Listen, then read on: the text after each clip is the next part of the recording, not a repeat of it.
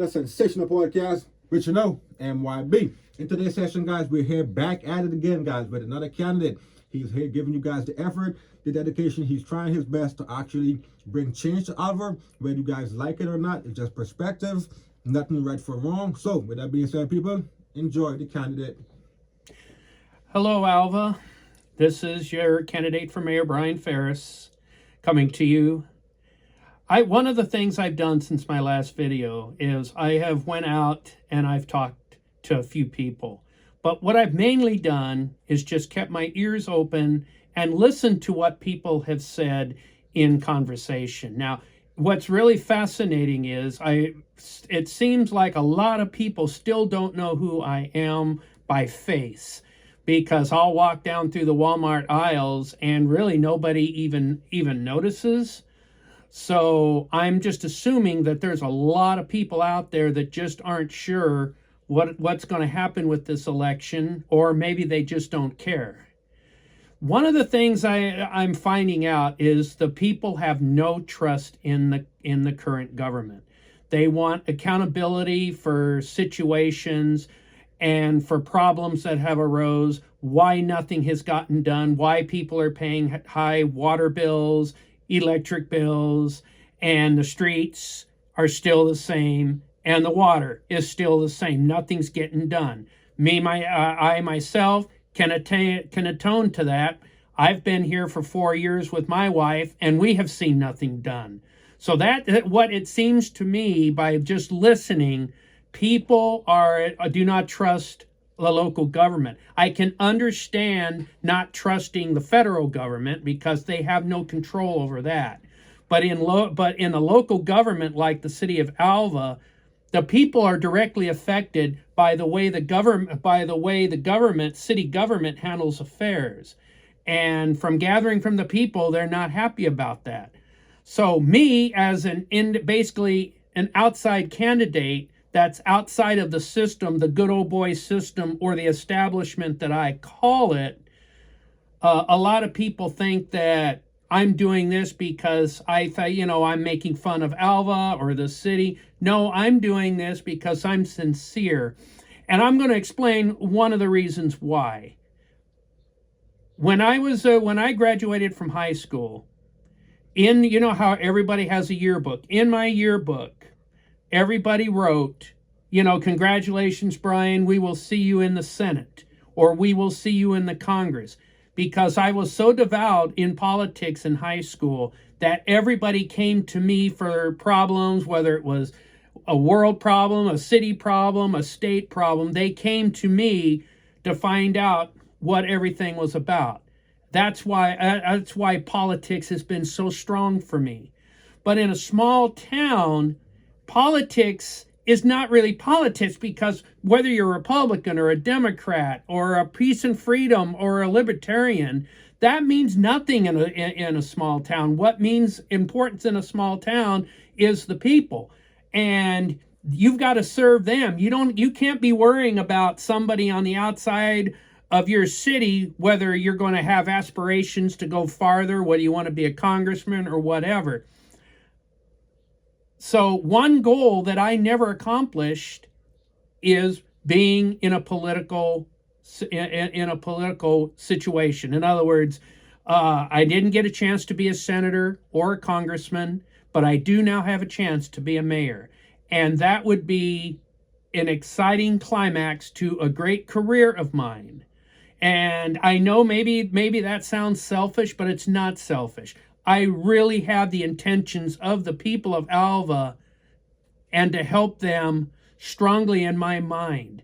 I feel that this city has a great future to it, but I need time. First thing we got to do is get the people to entrust the city government again.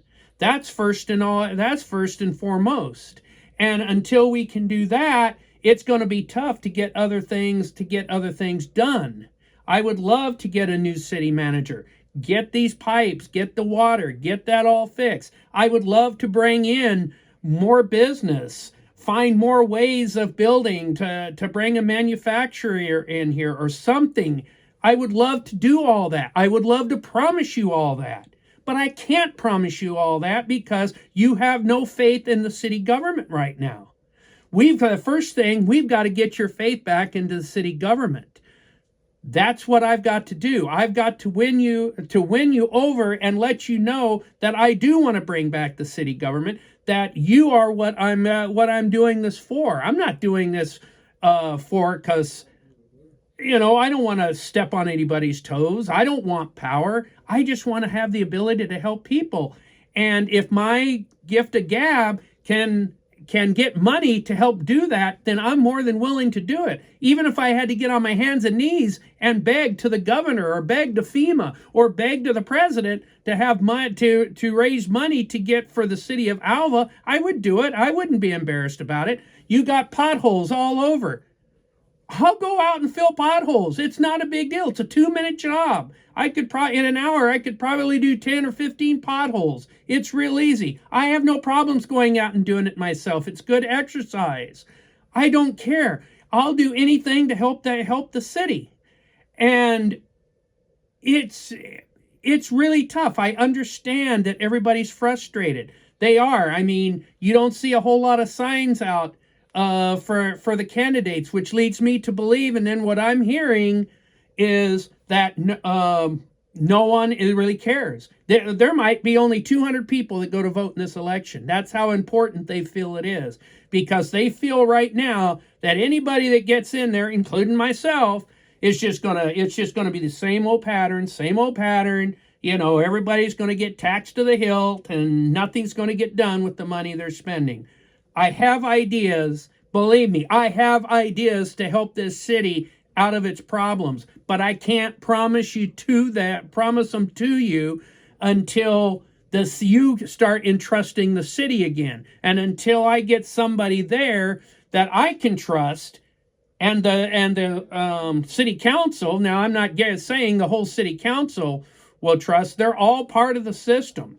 It's all part of the good old boy system. And that's how a lot of small cities run.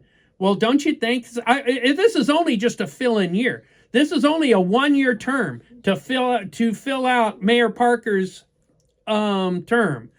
So basically, 1 year is all I'm basically asking for, to show you that I really mean what I want to do. I mean, I know this sounds ignorant and stupid, but I can't mess it up any more than what it is.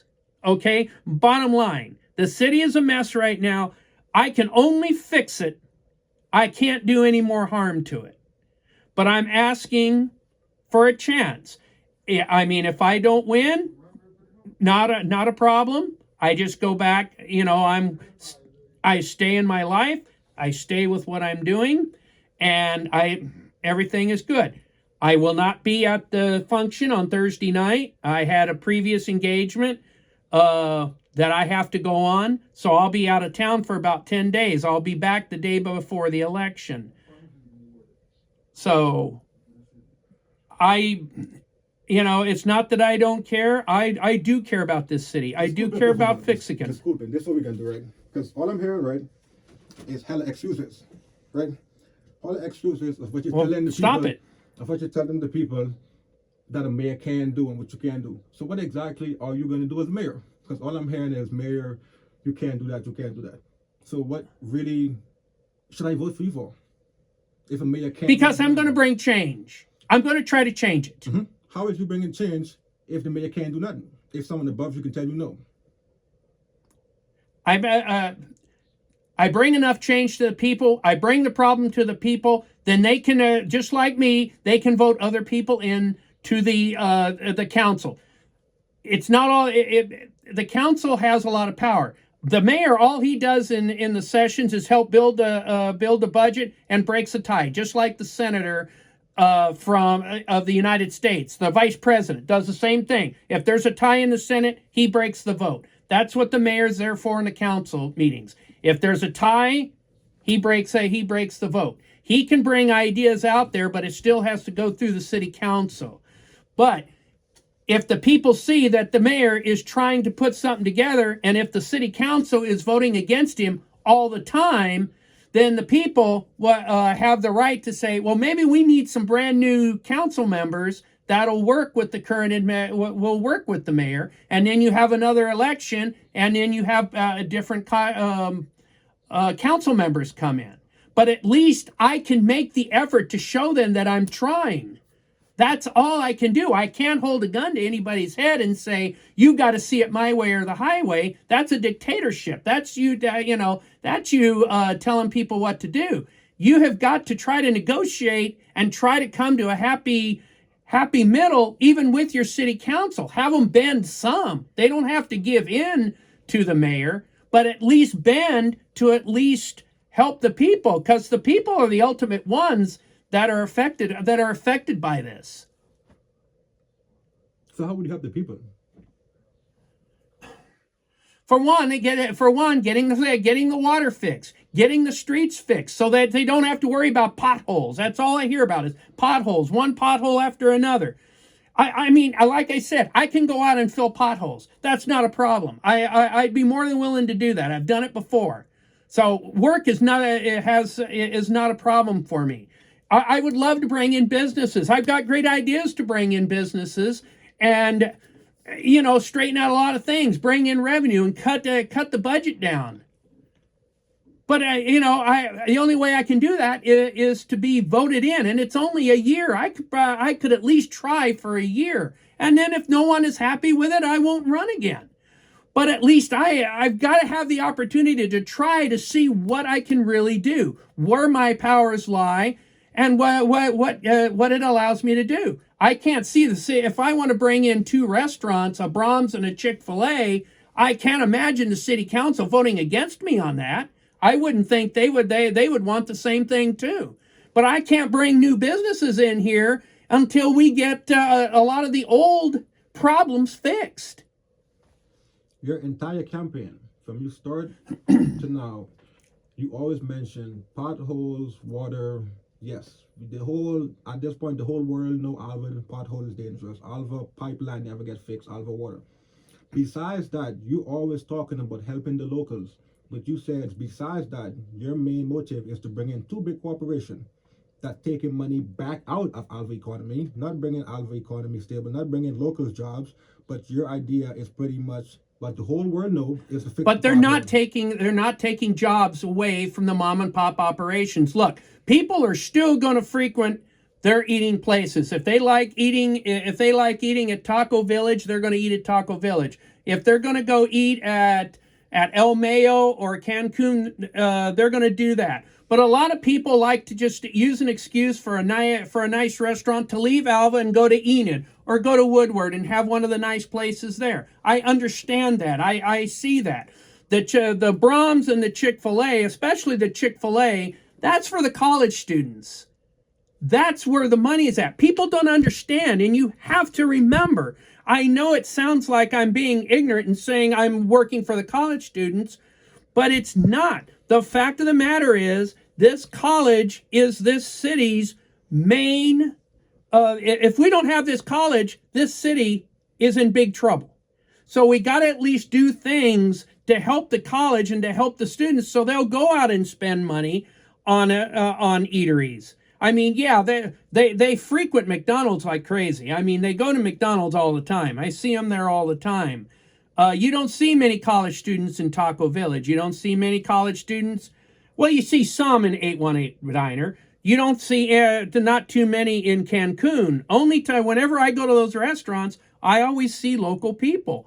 Local people are going to still, frequent those places. Just because a Brahms comes in, you put it on Oklahoma Boulevard, you're going to get a lot of people from out of town coming from Buffalo, Waynoka. Those people will go to Brahms because it's something different and new. But people in Alva, they're still going to frequent our local places. The Brahms, that's there to get the outside traffic. The people are coming from Cherokee, maybe Hartner, Buffalo, Waynoka, Carmen. These areas around here, that's something that could bring money to us, because it's not that big a deal to travel 20 miles to go to a Brahms, because the closest Brahms to any of us here, I think, is in Oklahoma, is down on near Blackwell, and that's 80 some miles. So if you could have a Brahms within a 20-mile radius here, then we'd get a lot of out-of-town money to come in. And that's what we want. We want to get out-of-town money in here. That's who we want. We want stuff here that'll bring out-of-towners into our town. And that's one way of doing it, is by opening up a Brahms and then even a Chick-fil-A. Getting the people into the city, the outside people. The local people are still, like I said, they're going to continue to go to their eating places because they entrust the people that serve them the food. Give me one example of how you planning on giving these local jobs, giving these local the cash flow to go and buy the food.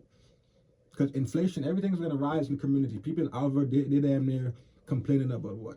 We have electricity, water, food, the categories. How are you helping them in that aspect of it, and jobs? How are you helping them in that aspect? Help the locals. You're helping corporation, season and money go out of Alva. You're bringing in. No, I want money to come into Alva. How is you helping the local? What would you? Because outside money coming in, people are going to come from Winoka to go to Brahms. People are going to come from Cherokee to go to Brahms. People will probably come in from Buffalo to come to a Brahms. I mean, it's the outside money is what we want coming in. We want to bring outside. It's like, okay, for example, I'm going to have on all 4 entrances coming into Alva, on all the roads, when you're coming into Alva, there's going to be a sign. It's going to say, "Welcome to Alva. If you speed, you will be ticketed." So, meaning that I don't mean on ticketing our local residents unless they do something really totally stupid. No, you ticket people coming from the outside in, that's extra revenue, because they have to have the respect to be able to say when the speed limit, and I'm giving them a warning, it's not a speed trap. I'm giving them a strict warning that they will be ticketed if they speed in our city. That's that's not the right thing to do. So if they speed, then they're stupid enough, they got warned, and if they're still stupid enough to do it, then they're going to pay a fine for it. That's always revenue. Tickets are always a revenue. It's all about doing what's best for the locals, and if we have to use outside entities to be able to raise money for ourselves, then we have to do it. But it's not like I'm tricking them. Those signs will say you will be ticketed, but you will be warned. So I know that sounds ignorant, and I know it sounds tough, but we have to think of ourselves. So, end of the day, it comes down to really and truly, why should people really vote for you? Because if you think about it, we're going to keep making videos until we're going to make one today like we're doing today, and we're going to make one tomorrow. Then you're going to go on your cruise, enjoy life. Hopefully you'll be safe and you come back. So, let's say you do, like Trump said, what's your first position, your first day? How would you have your first day as a mayor in Alva? Let's say you do win it. How would you run your first day in Alva? You wake up, give me through your daily routine to Alva. My first, I would obviously go to work, and then I would probably work a half a day. Then I would get to the office after I'm sworn in. I would get to the office. First thing I do is start looking for ways to get that money for the streets fixed. So I'd immediately call Governor Stitt, introduce myself as the new mayor of Alva, Oklahoma. I need help, sir. We've got a major pipe problem. Our water infrastructure is a disaster.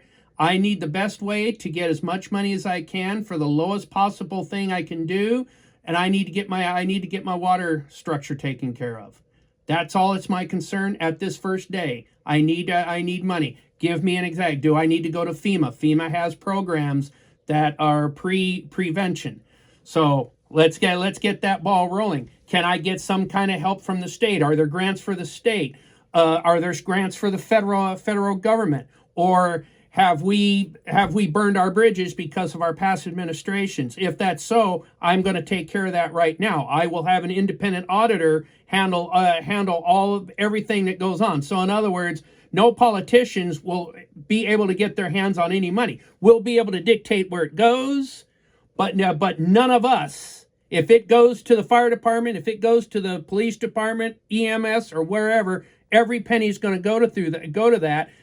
That's what my city manager is going to have to do too. So basically, my first day running, raise money, get the money for the water. That's what I've got to do.